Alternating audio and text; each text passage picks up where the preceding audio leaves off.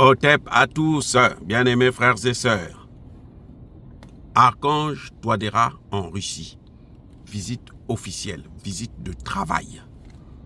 Il y a eu un tête-à-tête avec le président Poutine dans le domaine économique et autres. Les Français disent que s'il est allé, c'est pour la sécurité. Non, la sécurité est un domaine déjà maîtrisé. Le président Touadéra, l'armée, les FACA contrôlent au moins 99% de leur territoire.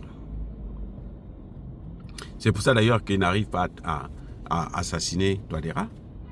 Chaque fois qu'il tente, là, il n'arrive pas. Même en France, ils ont du mal.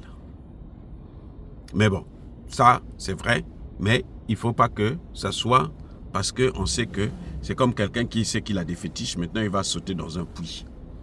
Il peut se casser au moins la jambe, hein, croyez-moi. Bref, donc le président Touadéra est allé en Russie pour, cette fois-ci, parler surtout de l'économie.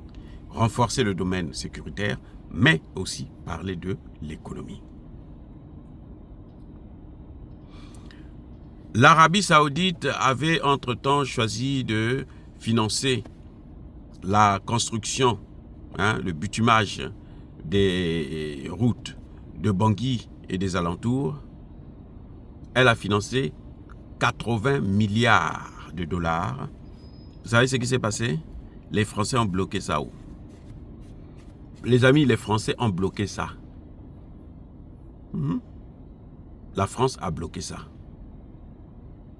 Ça veut dire quoi? Ça veut dire que, les amis, il faut bien comprendre une chose. Et c'est là où je veux en venir. C'est pour ça que je fais cette vidéo. Que tant que nous allons utiliser le franc CFA, le développement pour nous, c'est un leurre. Il y aura toujours des difficultés énormes. Surtout lorsque les pays de l'Afrique de l'Ouest vont sortir de la CEDEAO définitivement, ça va avoir des conséquences. Et il vaut mieux sortir de la CEDEAO et sortir du CFA. Voilà mon point de vue. Parce que le président Touadéra est en train de faire un travail exceptionnel, mais les retombées économiques ont du mal à se faire sentir puisqu'il utilise toujours le franc CFA. Le président Touadéra a du mal à faire comme les pays de l'AES où vous utilisez le CFA juste au niveau interne, mais au niveau externe, vous n'utilisez plus le CFA. C'est-à-dire que quand l'Arabie Saoudite veut construire des routes, vous prenez cet argent, vous injectez ça, vous achetez le CFA à la population. Ah oui. Et puis, vous utilisez ça pour, par exemple, payer les salariés et ainsi de suite. Ou vous payez les salariés en dollars. Vous savez qu'aux Nations Unies, on ne nous paye jamais dans nos monnaies. Hein? On ne nous paye jamais en francs bou, je ne sais pas moi, comment on appelle ça, la monnaie haïtienne, là j'ai oublié le nom. En gourde, je ne sais pas quoi. Non. Même au Congo, là, on ne paye pas en francs congolais, on paye en dollars. Maintenant, si tu veux le franc congolais, là, tu vas dans les banques, dans les machins, tu vas retirer, tu vas changer. Donc,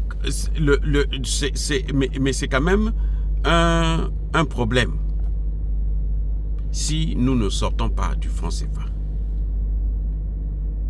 Donc, le président Touadéra, oui, je comprends qu'il est en train de faire un travail exceptionnel. Et la Russie a, écoutez bien, ce qu'il y a de très intéressant, c'est de savoir que, en fait, aujourd'hui, la France n'a plus d'argent pour investir. Oui. Quand la France va investir 300 millions au Nigeria ou 100 millions en Éthiopie, vous croyez que ça, c'est de l'argent? Ça, c'est de l'argent de poche pour nos présidents, là. Oui, c'est de l'argent de poche. 100 millions, c'est rien du tout. Vous voyez?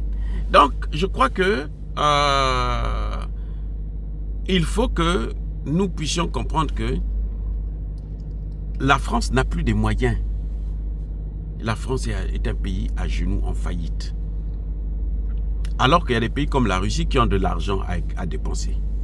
Ils ont des réserves, beaucoup d'argent de réserve. Ils ont l'argent en réserve. Ah oui. Et cet argent-là, on peut utiliser ça pour financer nos projets de développement en échange des matières premières. Parce que ces matières premières-là, la France les a utilisées, les prenait gratuitement et tout, et puis nous a appauvris. Alors que là, si en échange, on va s'enrichir, et puis bon, on va avancer, on va se développer. Voilà à peu près ce que je crois. Mais c'est très bien déjà que le président Touadéra puisse faire ce voyage, puisse rencontrer son homologue russe et parler des problèmes de sécurité et des problèmes économiques. Mais en tout cas, nous savons qu'aujourd'hui, la Russie est la 4e puissance économique du monde. Alors que la France est, je ne sais pas, en 19e position actuellement. La France a reculé, mais alors elle est devenue rien du tout. C'est une puissance secondaire. La Russie, eux, au top, sur le plan non seulement militaire, mais aussi sur le plan économique. La Russie a de l'argent à dépenser.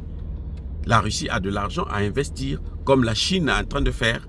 La Russie maintenant peut faire, peut-être pas au même taux que la Chine, mais elle peut faire quelque chose. L'Inde peut faire quelque chose.